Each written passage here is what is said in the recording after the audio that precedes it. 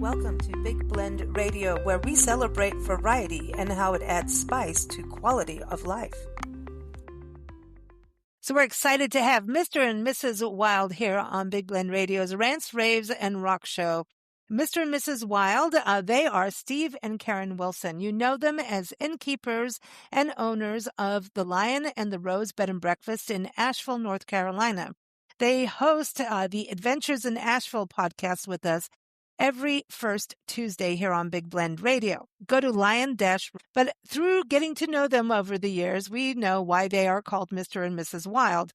Well, they love wildlife and they've traveled the world seeking wildlife, but the other part of wild is music. And it has been so much fun hanging out with them over the years, visiting them at the inn, going on hikes and adventures on the Blue Ridge Parkway, breweries in Asheville, and other places in Asheville. That's for another story on another show. But it's been an absolute blast. And what's so cool is they just keep going out for music. We know how hard it is to be innkeepers because they actually allowed Nancy and I to be guest innkeepers a few times at the inn. Are we ever going to do that again? Hell no. Why? Hard work. And they balance hard work with a ton of play. And play, like I said, it's either out in nature, breweries, or music. And they really do travel. They've been on a lot of shows talking about road trips. And so what's so exciting about this is today we're talking about them going out on all these concerts that they go to, and I mean all over the country, road tripping, whether it's in the Southeast or maybe going on an upcoming cruise. They love to go to their concerts. They meet the musicians and they're like, dude, we could just interview them. I'm like, yeah, you could. And so that's what we're going to be hearing from them over time is a lot of these interviews with musicians that are freaking amazing because they are seeing bands that were like, okay, we're a little jealous now. Why aren't we there? So we're going to hear from them on that, but also delve into some music. They're absolute music fans. So this is definitely a show for music fans, and we can't wait for them to start reporting from cruise ships, reporting from the actual concert venues, or following up with even Zoom calls in the future. So welcome, Steve and Karen. Mr. Wild, how are you doing? Yeah, pretty good. How about you?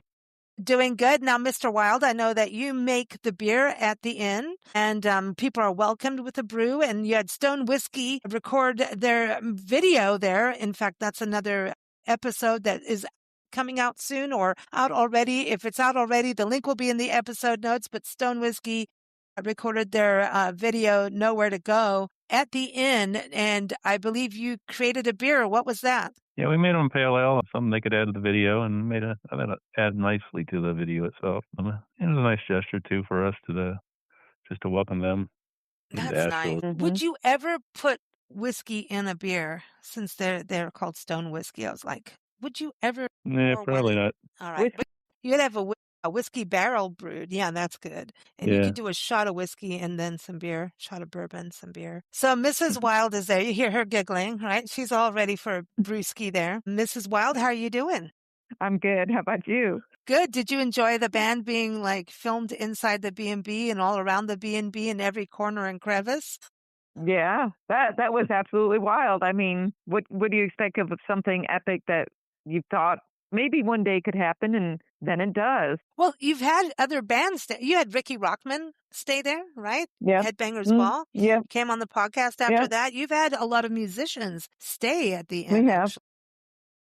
Actually. We've had several stay. Striper and Anthony Corder of Tora Tora. Yeah, we've had several and hoping to have many more because we enjoy it and we give them a relaxing environment to just, enjoy themselves, a little downtime. And if they want to chat music or rant and rave about anything, we listen. And it's a relaxed environment. It's not like, listen, this is not, it's a Victorian mansion, right? But it's relaxed. This is not grandma's doily house. I'm just saying it's different. And I think that musicians, especially touring musicians, just appreciate an actual warm home to be in. That's right. Warm, inviting, has some history, and is super cool that way. But I was going to ask Steve, with all these bands staying there and musicians coming, do you see Asheville growing as a music destination? I really do. I mean, there's some new venues that are actually going to be opening up soon in the area. I know at least one of them that got lost in the hurricane is planning their resurrection, I guess, down there in the River Arts area. So South it Edge just seems to Station. be a growing thing. It just seems the thing to be the thing to do. I mean, we go to these shows and there seems to be a lot more people at these shows when we go now too. So I think it's really starting to become a destination. Yeah, that's Or more exciting. Agree.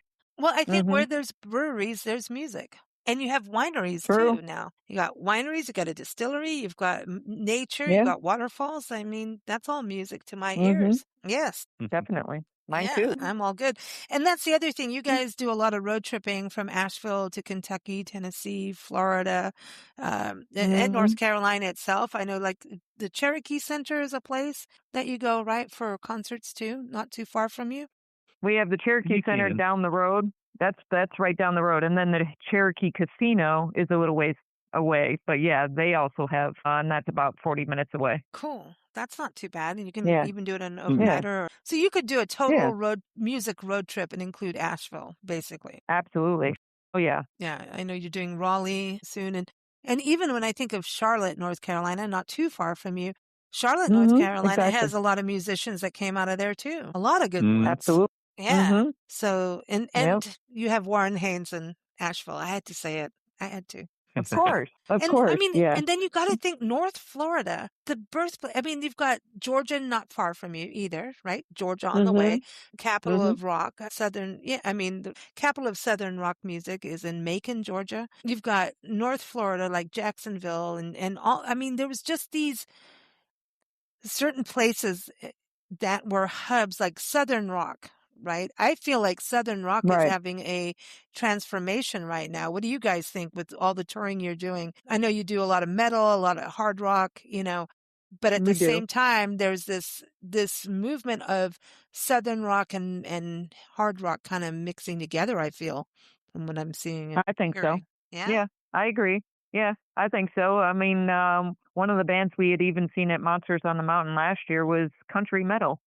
So there's definitely a lot of fusion kind of things going on with music, I think. For you guys, are you looking at, when you travel, do you look at new bands and bands that you just like, oh, these sound good? I mean, or are you wanting to hear things that you grew up on? Steve, let's go for you. When you say, hey, let's go to see these bands, how are you choosing what bands you're going to go to? I think it's mostly just some of the older stuff that I used to listen to in the 80s and 70s and that kind of thing for the most part when we go to see them. But a lot of the newer ones are, I mean, I like some of the newer, like the new metal and all that. Just I prefer for the most part anyways, the stuff that I grew up with, the hard rock and the metal there. But yeah, I mean, I'm open to going to some of the bigger shows. Just the smaller shows are a little easier on the pocketbook and they're just as fun. And I think that a lot of the newer bands are carrying the torch. What do you think, Karen? Younger bands are coming out and going, hey, we're going to, like if you look at Stone Whiskey, we're going to use them as an example. Right. They're bringing in the Southern rock, but then they've got some other sides of, even a little Stones in there a little bit in a way. Like I would love to hear them do a cover of Wild Horses. I think they would knock it out of the park in a whole vamped up way that would be so different and cool. You know what I mean? Just got to give them some ideas of things to do on Monsters of Rock cruise there because they're going to be doing 4 sets. So they need some more ideas of what they can cover. Oh, wow. We'll give them some ideas. Well, I mean, you want these guys. I mean, they have a sound from the past, but they've brought it into the future, and they're their own sound. Right. And I love that. Absolutely. That's what's exciting. And I think do too. I think we all always want to hear the music from our childhood. So sometimes that starts with what your family's playing, your parents are playing. So let's go there. Steve, what did you grow up playing in your house before you could buy an album? Well, my mom listened to mostly oldies from the 50s and all that, like Ricky Nelson, Elvis, Jerry Lee Lewis, all those guys. So we were listening to a lot of that inside the house, and with her anyways. My dad listened to classical music, so wow, suffered through some of that. Hey, but there would be no heavy metal without classic music, so classical music. Well, yeah, true. That's true, yeah. Yeah, it's true. The new classical stuff. So what did you like out of what was being played in your house? I like the Beatles. I was a big Beatles fan when I was a kid. And, yeah, when any chance I got a chance to listen to them on the radio, I was always listening to the rumors about, they're getting back together, and everybody get all excited in school, and never happened. Now, okay, so the Beatles, did you ever get to see? You didn't get to see them, right? Did you? No, I was too young. But even to Yeah. see them now, a friend of mine just saw Paul McCartney, and I'm like, really? That is pretty epic. And Ringo Starr would be cool. Like, I would love to see Ringo Yeah. Starr. I think he's fun. He's quirky and cool. It's like everybody was, oh, John, it's Paul, and then it's, but then I was like, now I've gone through them all. Now I'm on the Ringo stage. I know. I think we have chapters of Beatles in our lives. Does that make sense? Like, it's like, when I was in my terrible teens, I was totally into, my God, John Lennon was everything. Screw anybody else in the Beatles. It was John Lennon, and he needs to be on his own, and he was dark and mysterious, in his music, and then, I don't know, one day I said, I need Paul McCartney. I need to chill out and be a little happier. And then it was like, let's get spiritual and get with George. And then one day I went, you know what? Ringo's a little bit more like a little bit of everything. I'm for Ringo. Well, come on. Isn't it kind of true? It is kind of about their personalities were like our different stages of life, Oh, yeah. And yeah, George Harrison liked gardening. So when I garden, I think of George. I'm like, hi, George. What do you think about this tomato plant? So anyway. So, Karen, what was going on in your household? My mom was not huge into music. She listened to a few different things. Elvis was one of them, and that's how I got where I love Elvis to this day. My dad listened more to like classic, what is now classic 70s and then 80s pop. So I actually did like a lot of that growing up in the 80s was the pop stuff until I discovered metal, and it was all over after that. Okay, so when we talk about metal, I want to know, does Guns N' Roses, Bon Jovi, do they belong in the metal sphere, or do we call them hard rock? Because I kind of thought they were, I'm not going to say what I think. Where do they belong in that sphere? Do we even need to put them in a category? Because I don't like categorizing too much, but I know. I remember in school and there was metal, like to me, metal was Iron Maiden, Right. I agree. Guns N' Roses was kind of there, but not. Like, what would you say? No. I personally would say hard rock on both of those. Yeah, they're kind of all lumped together, though, in the 80s. They pretty much, at least in the radio stations that I listen to. Yeah, I mean, if I said but now, I wouldn't say so. I'd say, yeah, it'd be hard rock, or even like Bon Jovi's more like pop rock. Metal's a little heavier. I'd say, metal's a little heavier. Like you said, Maiden, Metallica, that's what what I envision. Exactly. I got to turn you guys on to Bang the Band. I still do. Like, this was the beginning. They met Ozzy and stuff, like not the dog, your dog's Ozzy Osbourne. And no, and they were from Pennsylvania, and they went to Daytona Beach, and they were going to do some gig, and stuff didn't work out, and they were into heavy metal, and anyway, they got stoned and saw at this gas station there was a flyer for some rock band, like rock show happening in Daytona. So they drove to Daytona stoned and got stoned again. Somebody didn't show up for this. One of the bands didn't show up. So they just went up and set up and started playing. And that's how they got started. And they were the first people to have really stilettos. What do you call those big old high heel things? What do you call them? Stilettos. They had those, and they were the first people to have fireworks on stage. The Bang the Band. That's how they got their name. Yeah. And it's some incredible music. And we interviewed them years ago, and really, they met Ozzy at this show. And I read their memoirs, like amazing, because it was like Ozzy was from overseas, and yet they were like the first metal band in the state from this country. But Ozzy was kind of like, it was his second gig here or something. So metal was kind of starting, and they were like the beginning, but then all kinds of things happened in life, and they weren't, full time. And then Metallica came down later, way later. When you think of it, Metallica was kind of newbie after Ozzy, wouldn't you think? Oh, yeah, definitely. Yeah, and it's interesting how they made it and how they got their manager. We interviewed their manager like a few years ago, and interesting, he was selling records out of New Jersey in a flea market tent thing. He was a record dealer.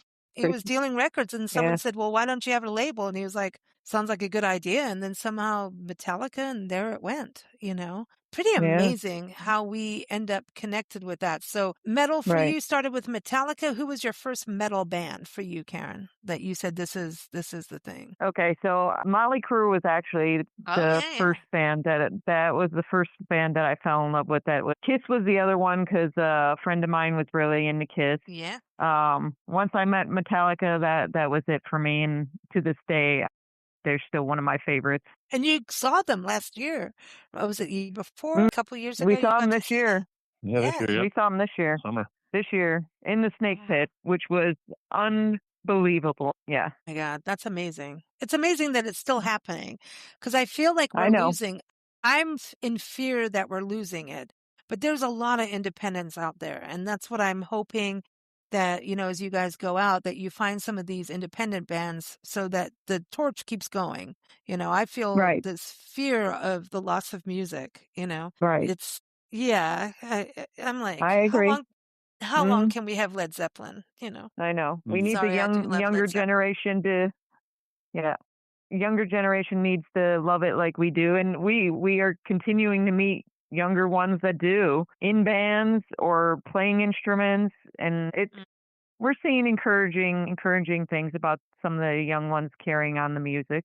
Well, there's a lot of tribute bands, but I know a lot of musicians are kind of not happy about the tribute band thing. We've done some shows on that where it's that's because it kind of is a little friction between what's new and like carrying on something that there's a little friction there on venues and stuff like that. So that's a reality. I think it's things like that happen. That's a seesaw thing in the industry and in trends and stuff like that. And it's like, I think it helps carry those sounds forward so we don't miss them. Like we don't forget it. And I think we can never not have enough music. I mean, my God. Now, Steve, I want to go to you on metal. What was your first big metal band for you?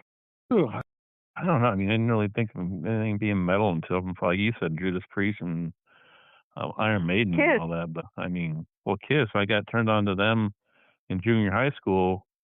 They were really big, and that was in 75, I think. I'm not sure, but they had a contest. It was a yo-yo contest, and whoever won the yo-yo contest won a copy of Kiss Alive. I go, what the heck is Kiss? I wasn't in the contest, but the ones who won, they were all excited about it. And then we had a music teacher who turned us on to Aerosmith in music class, and I go, all right, I got to get that album. So it's mostly Aerosmith and Kiss I was big on in the 70s. Yeah, they kind of go together in a way. Now, what about Alice Cooper? Because to me, I remember, Alice Cooper was kind of, I'm going to say, I'm going to go. He was really kind of one of my first on that. I'm going to think. Yeah. $1 Billion Babies, I think was one of the first albums I bought in my teens. And the first is weird because like when I think about to actually collecting records at that time, and now we're talking late 80s. Cooper. $1 Billion Babies, but then I had Thick as a Brick. I had Tusk. I had the White Album. I was going through like, let's just have it all, baby. Let's just eat the cake. You know what I mean? Yeah. So it was interesting because I had gone from as a young teenager, early teens, got into the pop thing and then literally wanted to smash the radio player with that. Like, you know what I mean?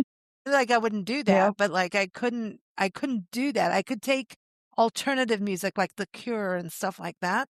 But I couldn't do the Madonna stuff after a certain, like, no offense to Madonna or but no offense. It just there was this suddenly something changed. Maybe it was alcohol or something. I don't know. Did we do drugs? What did we do as kids that suddenly everything just went, I don't know, something high school? Maybe? I don't know. Yeah, it was like a like 360, like none of that anymore. Like I graduated. It wasn't about graduating school. It was graduating music. Sorry. Right. No, it's true. It went from bubblegum to something else we were doing. I don't know, but it just went away. It went away. Those little pink bracelets went away very quickly. And then there was the embarrassment of the pink bracelets, Yeah. I mean, okay, Steve is going through the music stage. I mean, the whole fashion comes with music, right? Fashion and dress. We have merch and all of that. Hairstyles, everything goes with what happens, right? And it's so interesting how pop culture, how it changes us. Mullets, all of it, right? So beetle hair, mullets, mohawks, pink hair. I think the mohawk's pretty cool. I think that never dies. Yeah, that's still punk, that's still, I don't think that'll go away. Okay, speaking of punk, anything in the that's what happened to me. It was You England. became a punk? Well, yeah, I was in the punk era in England. And they gave me a doll to, like, my family, or like a little girl. Oh, she's gonna like this little doll to do the hair and makeup. And then I turned it into a punk and pierced its nose, pierced its ears, shaved its eyebrows into little zigzags, and did stuff to the hair. Oh yeah, I had a good time. That's what happened. The punk era. So either of you in any form of punk stuff at all? A bunch of punkers, but I never really cared that much for the music back then. I used to go just to have fun. My friends were all into it, so I just go to the clubs and we go see some of the local ones and things like that. I think the biggest one we saw was maybe Fear. That was a pretty interesting show. Yeah, Fear. Yeah, because Oingo Boingo opened up for them, or they opened up for Oingo Boingo, and that wasn't a good mix. Oingo Boingo doesn't. The punkers were terrorizing some of the new wavers. So Oingo Boingo, I remember it was like, if you like The Cure, well, Oingo Boingo was way above The Cure kind of thing. I remember some weird thing about all of that, you know, and going, yeah, whatever, and okay, I just liked at least The Cure put on like a different outfit kind of thing, We called it a termite joel. So a termite being a flying ant, and a joel in South Africa, it was like a party. Termites are all swirling around the dance floor, all like zombies, basically. Okay, we're doing great on this podcast. So okay, for you, what about the punk era for you? What was going on for you, Karen? More into like the Clash and like I'll say like the early 80s more punk Clash stuff. was actually 70s, believe it or not. Late 70s. Yeah. I love the Clash. Yeah. I love the Clash. Yeah. Because they had jazz in there, and they were just pissing people off. You got the Ramones, too. Come on now. What about exactly. Mm-hmm. Yes. That's the stuff that I liked, exactly. Yeah, it was a big... I don't know. Raw, different. That is a rant. Rants, Raves, Rock and Roll is like the Ramones are the epitome of it all. Like, to me, the Ramones changed everything in the world. They did. And they were just, I think Jack White did that too, as a musician later, was like a offshoot of the Ramones in some way. And I know someone's going to yell at me about it, but I don't care, because it's Rants, Raves, and Rock and Roll. I care. Yeah. It is. I don't care. It's like, it was like, hey, we're just, when the White Stripes came out, they were just doing their thing as a 2-person thing. And who cared? They created little visuals. They did something and it changed things. And whether you like them or not, who cares? And Ramones isn't for everybody, but goddamn, man, come on. Oopsie. The Ramones did stuff. I would have loved to have seen the Ramones live. That would have been an epic. Okay, so that goes to... that would have... Who would you have wanted to see that you cannot see now? Steve? Any genre. Oh, I would say probably Zeppelin. Yeah, I know, right? It really, because they encapsulated a little bit of blues. They had the singer-songwritery kind of thing going on in the little mystical garden of Stairway to Heaven. And then they had like the whole like ramble on. They had like just some metal in there. They had rock. They put everything into it. And Robert Plant, look what he's still going, dude. Like, seriously. Yeah. Well, the concert experience is supposed to be pretty good, too, from what my friend's older brother would tell us about going to see them. Oh, man, they're amazing. I interviewed their manager, David Gold. No. Years ago, I'm going to say about 15 years ago, he was on the show and he wrote a memoir about being backstage. Oh, my God. It was so interesting because he had Geffen Records. He worked with Geffen. I'm going to get it all messed up. But anyway, incredible story. Like Clive Davis, he obviously is the epitome of a music industry key person, right? He's like the careers he has made. And then you look at this guy, David Goldwater. I'm sorry, I'm going to get it wrong, but it was a long time ago.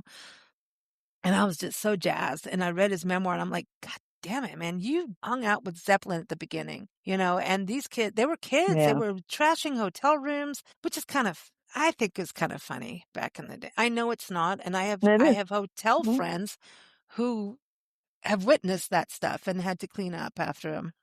So it's kind of interesting how that changed over years. Like the Eagles used to check in under Fleetwood Mac and smash their hotel rooms up and say Fleetwood Mac did it. I think they blamed Stevie on everything. It seems like it was one of the things, though. It was one of the things they did, though. They partied and they tear things apart, break things. I mean, I have the story of when I was a housekeeper and cleaned some rock stars' rooms, and it wasn't too nice. But you're still sitting there going, I'm cleaning the rock stars' rooms. Yeah, it was kind of like, oh, this is gross. But it's a story, and still, it's a cool story today. I have friends who were in hotels and they had to get the weed out of the room. That was part of it. It was like the amount of weed. And then them calling downstairs and going, this is back in the day. Well, you still call downstairs, I suppose, and asking for weed, like being so stoned and asking the bellboy, can you go get me some weed, man? And probably did do it. I mean, that's what bellboys are for. They ring a bell and then all the dealers come out in the streets and go, okay, which kind do you want?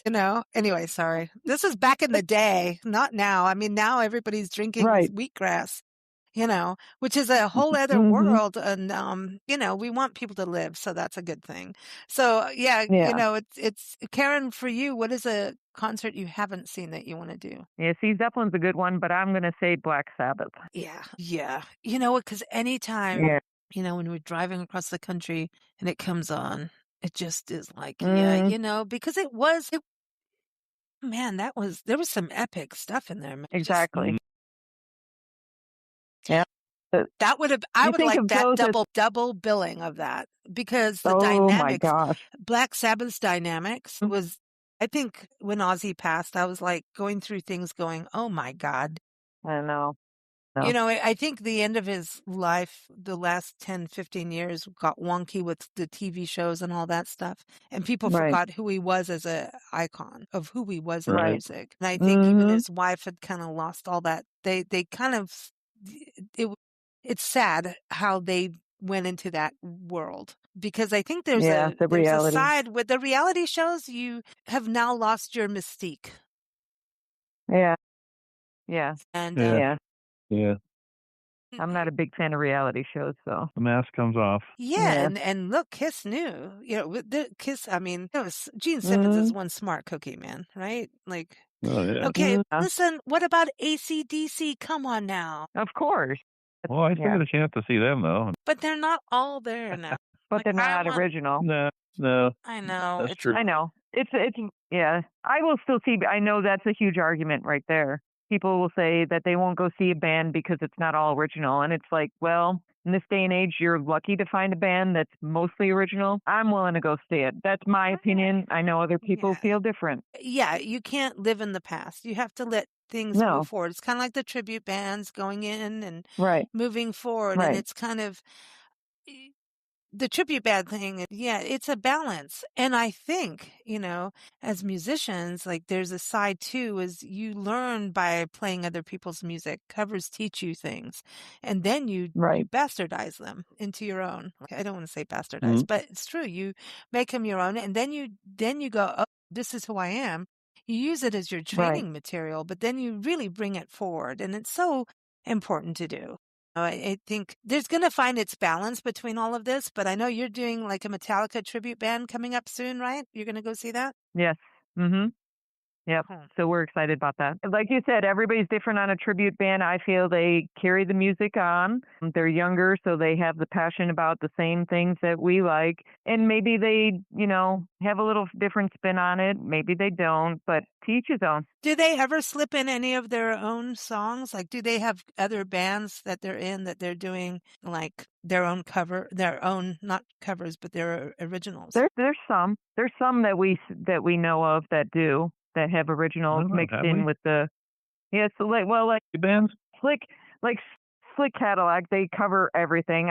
They're not a specific band. Like a party band. Well, true. Sure. But they play just a lot of 70s, 80s stuff, so everything that everybody knows. They're kind of like I don't know what you call them. I'd like a tribute band that goes and plays the B-sides of everything and does the other side of music. Like, Okay, Right. Wolfman Jack style stuff. There you go. I would like Wolfman Jack to that. be like the MC of the show. Yeah, you talk to some of these tribute bands though, and they're pretty much against playing anything that's a deep cut. I know we've had some humorous things happen with our one younger friend who gets a little drunk and talks to them and says, "You got to play this song from this album from when there and this." And the guy said, "Everybody will leave if I do that." And he goes, "No, they won't." He goes, and the guy just looks at him and says, "He's like, I've tried it."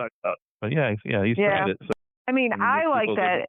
Those of us who will go to the live shows and support it would go for that. But then there are others that absolutely, no different than when we saw Metallica. When we saw Metallica, everybody wants to Enter Sandman, Yeah, but once that hits that's an earworm, man. It is. We heard it like 15 times on the Nashville and downtown Nashville. That's what I mean. People they don't want the... They're talking about the bar, then you heard it again. Actually, it's one of my Christmas songs. Anyway.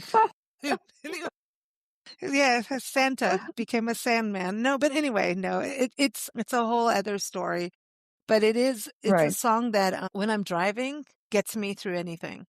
There's certain musicians and certain songs and stuff. Yeah. But the B-side, like that annoys me because it's like a lot of record people knew what was this is going to be the hit. And some musicians knew better than them. And some musicians wrote something that they felt about and was shy about it. And then a record person put it out and it became the biggest hit. It's just a crapshoot, really, when you look at the industry. Mm-hmm.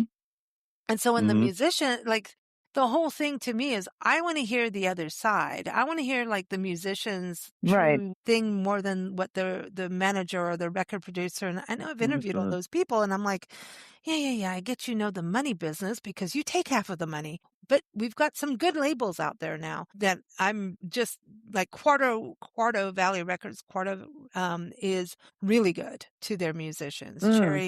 Cherry Records out of England, really good to musicians. There's a lot of, then most musicians now have their own label, but those are Cleopatra. Oh, holy cow. Cleopatra, amazing. And, so they're independent and very good to their musicians and they know quality and it's hard to get in. You have to have some legacy. You have to have done something in life to be there, but they're really good and they are dedicated to the craft and I mean, countless interviews through those labels and the musicians are happy there because these are people that are true music lovers, not money men. And the musician world has always had money men snagging them over and over. Here, I'll do this and they'll wheel and deal. And next thing you know, the musician makes like a penny versus $1 for everything, and it's still happening with streaming.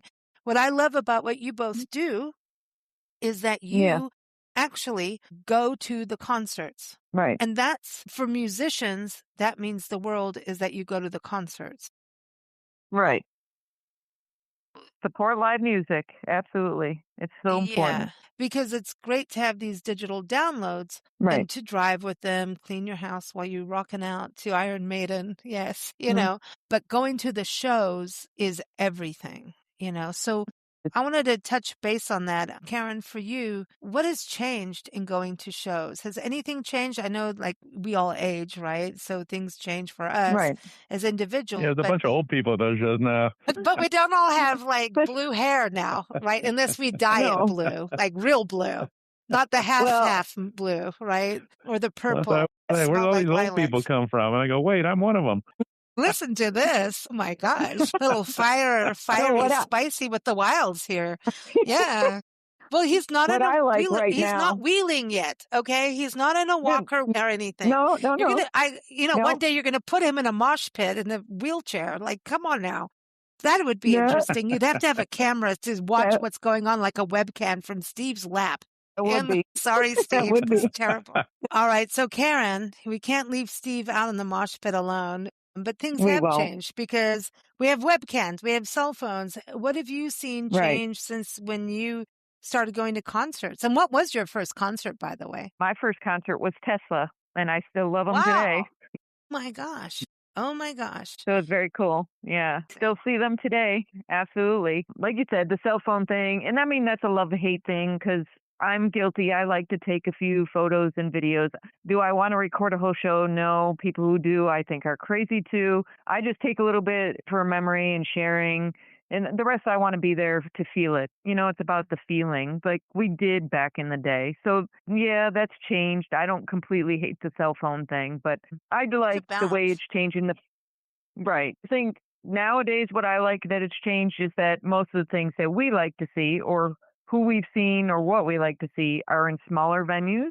And I prefer that. I like the intimacy. The sound is usually better. You can usually interact with the musicians for that matter. They usually come out and say, hey, we're willing to take a photo and this and that. It's just a nice, more personal kind of experience compared to the big stadium tours, which nothing wrong with them. They're great, but it's not the same experience. Yeah. I think also you're able to share your footage on social media that gets people maybe to learn about a band that they didn't know about. And I think for bands that are not AC/DC or Led Zeppelin, they need every little bit that we can all do. And that's what I'm excited about with what you're doing, because even in streaming, the concerts are important. Streaming, musicians really aren't making the money. It's just not. Unless you are like a huge celebrity on podcasting too, it's a little weird, so it is just a different thing. And, I think it's about sharing is caring. I'm going to go to him to balance us out now since we went girly. Steve, what was your first concert? I believe it was Quarter Flash. I saw it at one of the fairgrounds during the fair. Wow. Quarter Flash. Oh my gosh. I remember, yeah. Wow. You forgot about that one. That's so long ago. I remember now. I think when I was still in high school, it was the Helicopters. And they did like some famous song for New Year's that everybody plays. I can't remember it for the life of me. And I was just excited because it was lights and action and loud. And, you're a teenager. Anything loud is fantastic, Exactly. Yeah, but I've had a different upbringing being in a different country of music. Like live music has been like, God, I've been kind of lucky in a lot of ways of seeing people. I mean, the first concert that we went to in this country, we got here and in a week, I mean, you've got to think we left South Africa, pretty much lost everything. Getting out and getting here, get ourselves set up within a week. And we went out on a Friday night and we were in Florida on the Indian River. We had a little cottage on the Indian River and the people living in this region were like, let's go down to the bar down the street. Like you could walk there from the cottage. Really? We lived in South Africa. There's music at a bar and we can walk. We're now feeling at home. And we go there and it was Sam and Dave, but the one guy was dead and now they're both passed. But it was, I can't remember which one it was. And then there was a bar brawl because he was getting mad at people dancing in front of his singing and stuff. And there was a big old bar brawl and the people we were with had a bar brawl. It was fantastic. Wow. And I'm going, this is a legend. This is a legend of soul and R&B. And I was just like, this is a legend. How did America has legends in their local bars? No. But that's what my experience was. And my generation didn't care about Sam and Dave, but I did, So, Steve, you know who I'm talking about, right? Sam and Dave. No, I don't recall. I don't know them. I don't either. Oh my gosh. No. No, you do. I swear to God, We do. Sam and Dave, you do. Oh my gosh. They were on Stax Records and everything. Sam Moore. Okay. So Sam and Dave, Sam is who I saw. Sam Moore. Right. And oh my gosh, they've been copied by the Blues Brothers and everything. Hold on. I'm coming. Hold on. I thank you. I mean, it's, are you kidding me? You don't know who Sam and Dave is? Oh I didn't listen to that kind of music. I was in the pop rock and soft rock and Sam Cooke hard rock and all that stuff. Sam Cooke, right? Yeah, Sam Cooke. I've heard of him. Yeah, I've heard. Yeah, I couldn't name a song, but so hold on, I'm coming. You know that song, right? You do. That's Sam and Dave. Oh, okay. Well, I guess I do then. I'm a soul man. Yeah, I know that one. See, I couldn't have told you who it was, though. I couldn't tell you who that was. Sam and Dave. Okay, all right. Sorry. That's kind of my background. That's my background of that stuff. I'm on that side. We're all a little different. And that's the beauty of this, though. But I know. Hold on. I'm coming. And I was like, what, 19? And I'm going, I've been studying these guys, and he's here. Dan Moore is here. And he was a mean little man at that time. And he was mad if anybody danced in front of him. And then next thing you know, there was a bar brawl. And I'm like, wow, this is cool. Welcome to Florida. And it's like, what? And then there's pelicans flying in the background, and go ahead, Indian River. That was cool. Mm-hmm. Yeah, that was my first concert. And then I did graduate to Taj Mahal. I do love Taj Mahal. I do. But Rai Cooder and Taj Mahal. Roots music. A little different. On the complete opposite of AC/DC, who I love. Yeah. I appreciate all music. I mean, it's all different. It's just I tend to always go back to my genre, but I appreciate it all. And I agree, like classical music led to a lot of other things, I think. It opened up the doors for all these other things. Okay. So here's the thing. How are you feeling? So metal and pop music, this is where I'm having a thing. So, like, did you listen to Kylie Minogue? That's my big burning question. I want to know. Did you listen to Rick Astley and Kylie Minogue? And then tell me that you'll listen to Iron Maiden and Motley Crue. Like, you would do both sides of the spectrum. Guilty. Wow. Yeah, I'm guilty. I need to eat candy. Yep. Belinda Carlisle. And I do like, I do still like some of that 80s pop stuff. And some of that is fun. And I know that's not Steve's preference either, but he does like some of it. Wow. Okay. Steve, what's your other side of the spectrum? Like, where are we? I don't like the word spectrum. Isn't that nowadays or? Yeah. Like, if you think, like, would you listen to Kylie Minogue or Madonna ever? I prefer not to. Okay. So what is your cheesy side? He's got a more narrow scope than he doesn't have as much of it. That's it. I think his is more of a narrow scope. I don't think he has a. What would you say? I'm not being anti-pop music. I'm not being anti-this, but I want to know. I'll put on some Partridge Family music on the YouTube. There you go. I like to laugh at him for that one. Partridge Family. Yes, I laugh at him for that. You are kidding me. You're not. Yeah. No, not kidding you. It's hilarious. David Kaplan's got a good voice. He does. Okay. No doubt, I listen to the Carpenters. I like the Carpenters too. They are amazing, and she has one of the best voices on the planet. And he was a steady drummer. He really does. She really does. See, but this is the thing. I'm just kidding, because really, it doesn't really matter what you like. It is about what you like and how it makes you feel. It is. And it's like, I listen to a bunch of stuff that you guys will go like, what the heck? I listen to music. I don't know the musicians' names. I can't pronounce it. I listen to a lot of world music, and a lot of it has heavy metal and rap all mixed together. And it's like, that kind of feels good right now. I think I'll do a shot of tequila and do that again, Sometimes. Well, you've turned us on to a few different bands from some of the past interview you've done. Yeah, well, if it's something that's got a little hard drive in there, I'm always going to send it on to you. Yeah, this is cool. So your journey's going. Okay, so oh my gosh, really, Steve? Like, I can't wait to tell Nancy. I cannot wait. I never knew that either. It's hilarious. Now, would you have married him if you? Good question. I don't know. I might have said, "What are you?" I don't know. Kylie Minogue. Kylie Minogue, there's nothing wrong with her. Like, there's nothing wrong with anybody. No. It's preference, and that's I like. We grew up in the same age, and that's I'm like, growing up with that 80s pop stuff. Like I said, my dad listened to a lot of it. He liked it. So I heard it a lot. I liked it. I'd go roller skating. What do you think we heard? We heard that more than the harder side of the rock. So soft rock and pop, I grew up liking it. So it is what it is. Yeah, I stayed in the 70s. I do like. I stayed in the 70s and then got into the grungy. I just wanted to be on the dirty side. Yeah. Now the grunge is another thing. See, I like some of the grunge I did then, and I know Steve's not a fan of that either. You don't like the grunge, Steve? I like Soundgarden. Soundgarden is the best of it. Yeah. No, but what about Eddie Vedder after the Pearl Jam drama? Like, I think I like him as a solo artist is better. I haven't heard any of his solo stuff. Well, there's a whole album of ukulele songs. I'll introduce you.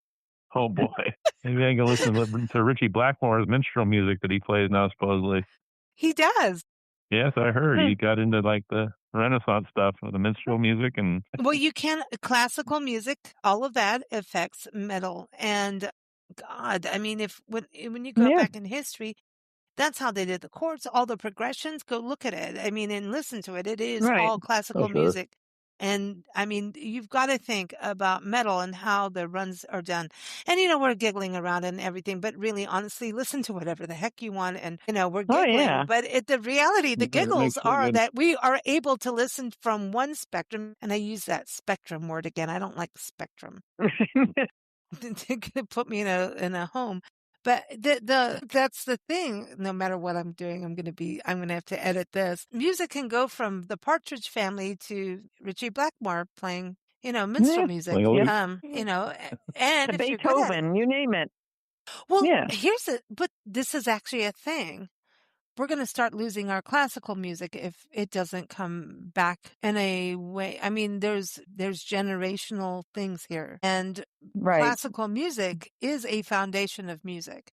It is a huge foundation of what we do, chord progressions. And if it gets lost, I mean, every musician I know that is into rock, they eventually end up with a freaking orchestra behind them doing classical music with their songs and opera and everything, because it's the most epic sound you can ever get, right? Especially in progressive rock, right? In prog rock, that is massive, Right. So I hope we don't lose classical music. It is, when you get into it in that mode and really listen, it's amazing. And that was a squeak from Beethoven right there, everyone. Yeah, Lita's making some music. Yeah, no. But all right, well, guys, excited for your journey going off into the future of recording just amazing interviews with musicians as you travel. But before you go, okay, each of you, fast. We're going to have a musician dinner party, okay? In a house, like a studio, like a recording studio could happen. So, a jam session could be recorded, like a nice kind of castle feel. Like, a lot of musicians used to do back in the day, rent a castle and get in there, and someone's going to make a big fancy meal, and we get to sit down and wine, whatever flows and goes and whatever happens. 3 musicians you want at the table. Steve, 3. Give me one. Give me one. And we'll go to Karen for one. One musician you want at Elvis. Karen, give me one. I like that. Give me one different. Okay, Steve, give me another. Eddie Van Halen. Really? Okay. Well, guitar. Yeah. Jimi Hendrix. Yes, thank you. Steve, number 3. Tough. Yeah, that's tough to beat us, everyone. So many of them. I know. We can have another party. Without leaving people. That's interesting. What? Who did you say? Got some sort of trouble. Who? Don Henley. Don Henley. All right. Yeah. Standing on the corner. Karen, who's your third? That's going to be interesting. Don Henley and Elvis having a conversation with Jimi Hendrix. Going, let me show you this. I'd have to say Ozzy. What a banquet. Party. But only Lita Ford. Lita Ford and you are going to be the only 2 women. I'm just saying. Well, we're enough badass to hold the ground. We're good. Love it. Well, guys, take care. Have fun on your musical journeys. Looking forward to hearing back from you. Everyone, keep up with Steve and Karen and their adventures. Go to lion-rose.com for the B&B. And then they also have a Mr. and Mrs. Wild Facebook group that we will, not a group, a Facebook page that we will link in the episode notes. Thanks, guys. Thank you. Welcome. See you later.